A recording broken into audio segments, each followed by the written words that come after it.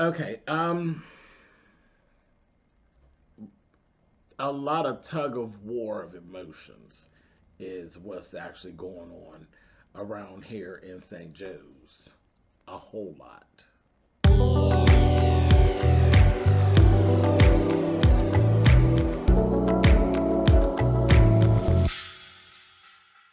Hey guys, thanks so much for clicking on the video. This is my review for Queen Sugar. This is season 5, episode 4. Like I said, Ava, girl, come on. Miss Ava DuVernay, girl, you taking us through a range of emotions here. But it's done so well. Done so well. The realism of it all is, she's just good. But anyway, let's go here. Courtney. We are introduced to Courtney. Courtney is Calvin's daughter. Calvin tells Nova, basically, Courtney wants to quarantine with him. She's coming back home from school. She's going to be quarantining with he and Nova. And Nova says, she has concerns. She says, how do I know that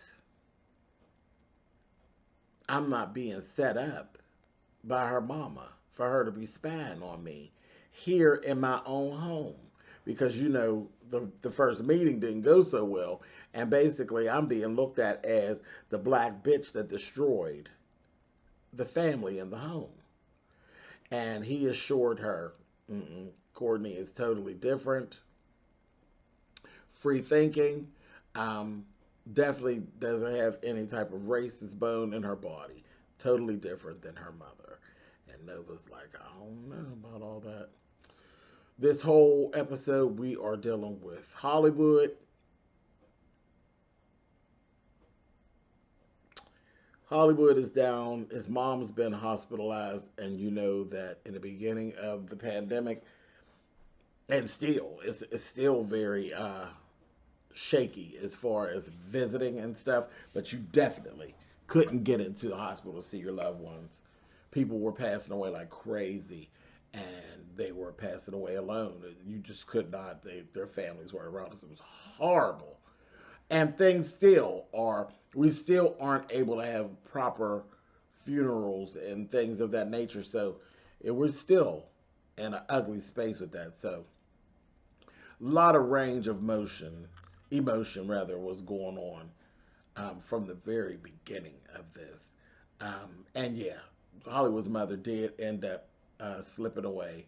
They took her off of the ventilator and all of that, and yeah, it was rough. It was really rough. It was rough. This was a rough episode. Um, the scene was so touching where Vi actually talked Hollywood through the letting go process over the phone, and was telling him that his mother was proud of him and all those different things. And it was rough. I had a rough time with it. I don't know about you all, but I had a rough time with it. Um, Vi did reach out to Prosper, you know, and Prosper was happy to do. She told, "Why don't you come on over here with me while Hollywood is gone?" Um, and that was a good thing. That was a good thing because he needed to get out of that house because he's like fallen into a bit of a depression. And then we got to actually see more of that because because she didn't even tell him, like throughout the day, once the mother had passed, it was like the day he got there. And once she had passed, Vi didn't say anything to Prosper. She was just going around the house, feeding him and doing whatever she's doing. And he's just talking, and he was really comfortable and having a good time. And then she told him, no, she slipped away, this morning, this, that, thing, and the other. And Mr. Prosper had a moment, and he said to Vi, and this was the part where I was done. I was done. Like, I was keeping it together pretty good. And then Prosper looked at Vi and said, why us? And why this way? I was like, oh, God. So I was done. Done. Done. Had to get myself together to go forward after that. Child, y'all gonna leave my Prosper alone with this, honey, and Vi. So, rough. It was a rough episode. Let's go back over because I'm all the way into the episode. Um, Courtney actually showed up to Nova's house, and she came in. And when she met Nova, we're like, I was sitting there, pins and needles. So it was Nova. And she embraced Nova. She told her, she was so happy to meet her. And she knew Nova's work. She knew her for her works. And she embraced her, and look on Nova's face said it all. You can see it in my thumbnail. When she embraced her, she was like shocked. And it was really good. And it's so funny because I'm looking at, because there was some question of what her feelings were toward her father and the fact that they had some rebuilding to do. He needed to get to know his daughter better as a young woman, because he's been kind of absent. Um, and at a point, I kind of started to get the feeling, because her and Nova just hit it right off. They really did hit it off. She has this whole feminist thing about her, and she really is a free thinker, and she seems like a pretty cool chick. She really does. And her and Nova are hitting it off. And at one point, I felt like Calvin seemed like he got a little jealous. And I'm like, Calvin, pull it together. Pull it together. Because you got them small ones. That son is a piece of work. So you got to work on that, honey. Don't worry. Don't worry. Anyway, so that was very interesting. Ralph Angel has actually started his job. And he's doing his thing. And he's met this man that we fell in love with very easily. His name is Mr. Reggie Foster, and he lives at the care home, at the care facility, but he's on one side, his wife is on another, because on the other side of the care facility is where the patients that need a little more care. She has onset of dementia, so they need a little more care, so they're kind of separated. Now, there ended up being a point where they just started talking and stuff. And then the one day Ralph Angel came in, and it was Mr. Reggie's birthday. And he was supposed to actually get to see his wife. And some stuff happened. Somebody was infected with COVID, and they really had locked him down. And he was just really, his spirits were really, really down that day. And he told him, he said, you know what? And they've been married for over 50 years. So that was a mess. They talked, and he had told Ralph Angel, sometime in life, there's just, you don't even care about your house and, all the things that you work for and all that. All you really want is somebody to rub your back and you want your mate. You want a mate, someone to love and love you back. Somebody loves you back. I don't know why that just came in my head, but okay. But that whole thing. So, Ralph Angel told me, he said, yeah, that's really messed up. He said, but this is what we'll do. I can throw a party. I make a party out of anything, anywhere. And we still celebrate your birthday and everything. And he told Ralph Angel, I thought it was so nice. He told him, he said, I'm going to start calling you Mr. Goodheart. He said, I'm going to call you Mr. Goodheart. But, yeah. And that was rough to be forced into that separation like that. And then later on in the episode, Ralph Angel arranged for the wife to actually get to see him. Her name was Miss Zora Lee. Got to see him, and she was on the other side of the window. So they actually did get to see each other. And Ralph Angel made that happen because he was like, I don't know, young black, I don't like surprises. I don't like surprises, Mr. Goodheart. He's like, just this one time. And he told him to look out the window. She was out the window. You got to see, she was just as cute as she could be. Just as cute as she could be. He was so happy. So that was another time when I lost it. Again, I had to put it on pause. Anyway, I was all wet up by the time we got done. Darla is having her own little situation. She was at one point she was kind of folding under the pressure. Blue seems to be doing really, really well. He's smart, so he's doing well. But Darla was folding under pressure. She's like, I can't keep him occupied all the time, and then she had like fear of what's actually going on. And then she said, and I missed my NA meeting. I said, oh, don't start your shit, Darla. Don't start. So he actually got her, grabbed her up, and got her together. I'm like, okay, Ralph Angel, now I see a lot of your energy going. You know, you take it on everybody's stuff, which is a good thing, but how are you protecting your energy? And then, sure enough, he that last little thing, whenever he made the arrangement for Miss Zora and Mr. Reggie to see each other, he came home that night and he was talking to his daddy. Talking to his daddy. He standing in the kitchen, everybody was sleeping and it was quiet. He was talking to his daddy. Then he went in there in the room and put his head in Darla's lap, got to crying. I ain't told her, my soul ain't right. I know you want a fancy to do and all of that, but no, tomorrow ain't promised. So we need to kick this thing off. So he wanted to get it right. And they said, let's go ahead on and get married. You know, they could do the fancy party some other time. So that was really, really cool. I said, there you go. There you go, Raw. So he's doing good. He's doing really, really good.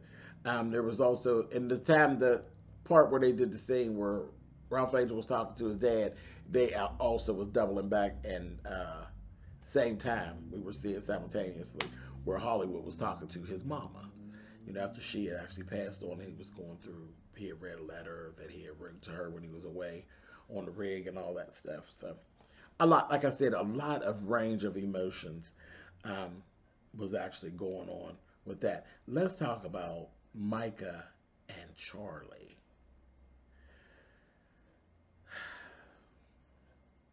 Okay. So they were having like a little moment, like where they were bonding, and she told him about, you know, how she actually was pregnant with him in college. He said a lot of people don't even realize that she was actually almost like a teen mom, you know, and some people actually looked at it and said she messed up. But she, you know, she was like, no, I was determined to get everything and do what I was supposed to do. Said the hardest thing was to actually contact her dad. And so she did. She called her dad, and he didn't act out. He didn't. She's actually told this story before, earlier on, about talking to her dad when she got pregnant with Micah. Do y'all remember that? She told a part of this story before, earlier on in the earlier seasons, about what she had to tell her dad about her being pregnant with Micah. But anyway, and she said her dad, you know, her dad said, I was proud of you yesterday. I'm proud of you today. And I'm sure you're going to make me proud tomorrow. So, yeah. So, I remember that line. I remember her saying that before. And, yeah. But Micah didn't know. You know, she told him all that. And he told her, thank you. You know, thank you. And, you know, it was beautiful. It really was. Then after that, you know, we got to go up and we got to go down. His phone had rang and or buzzed, and there was like a voice message when she picked it up. I don't think she was really trying to listen to the message, but I think she hit it when she picked it up, and how you hear the little girl's voice that he'd been running behind, and he kept saying that the girl. Remember, he was saying that the girl reminded him of SZA.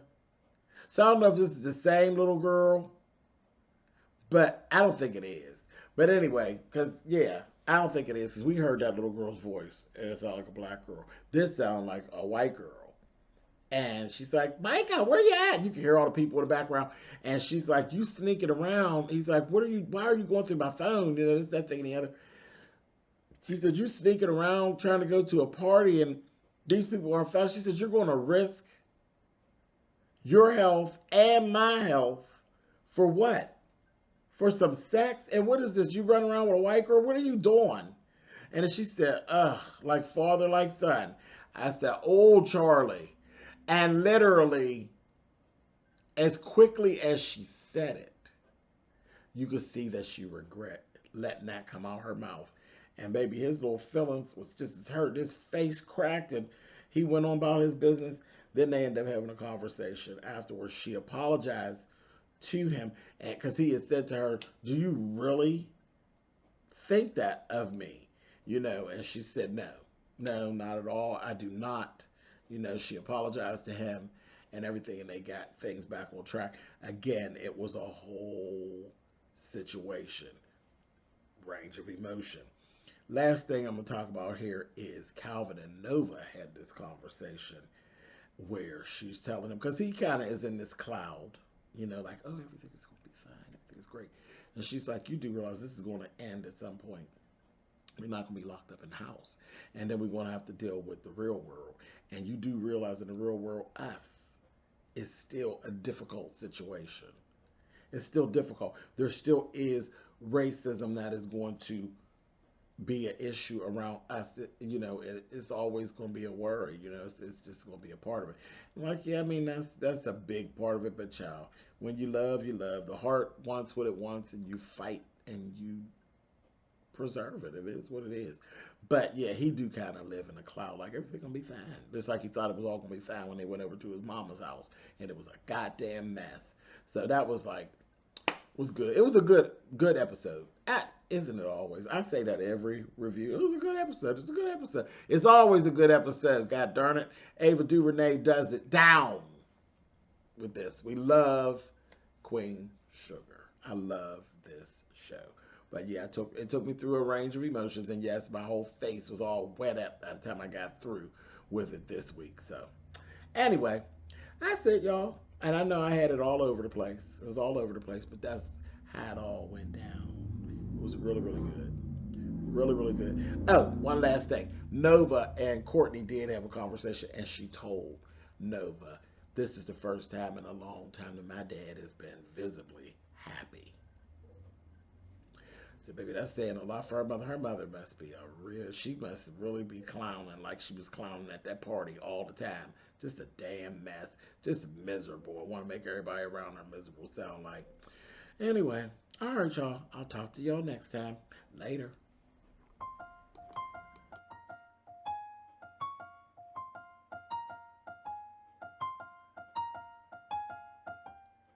www.ChezTresor.com. Ooh.